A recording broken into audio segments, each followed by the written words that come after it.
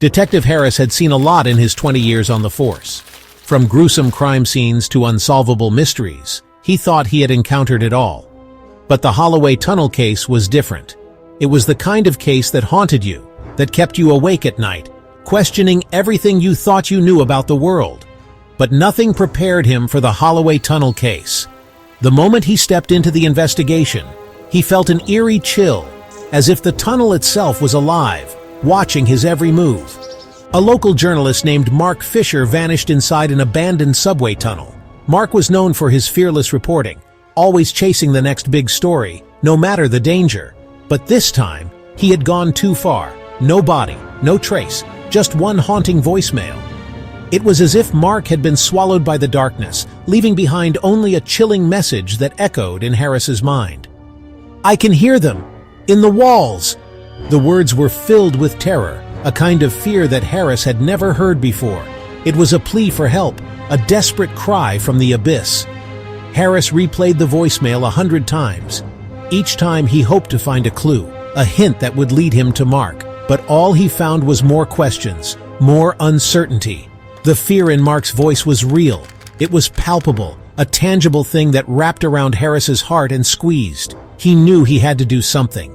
He couldn't just let Mark's voice be a ghostly echo in the dark, so he decided to go in. Armed with only a flashlight and his determination, Harris stepped into the tunnel, the darkness closing in around him like a shroud. The deeper he went, the colder it got. Not from wind, something else. He found Mark's camera. It was lying on the ground, abandoned, as if Mark had dropped it in a hurry. Footage showed Mark running, crying, whispering. His face was a mask of terror, his eyes wide with fear. He kept looking over his shoulder as if something was chasing him. "They're watching. They live beneath us." The words sent a shiver down Harris's spine. What had Mark seen? What was lurking in the shadows of the tunnel? Figures, tall, faceless, flashed across the screen. Then blackness. It was as if the tunnel itself was trying to hide its secrets, to keep its horrors buried. Then a single word: "Stay." Harris turned to leave, but the tunnel changed. The walls seemed to shift, the path twisting and turning, leading him deeper into the darkness. It was no longer the way he came. He wasn't alone. The air was thick with tension, the silence broken only by the sound of his own breathing. Something walked behind him, always out of sight.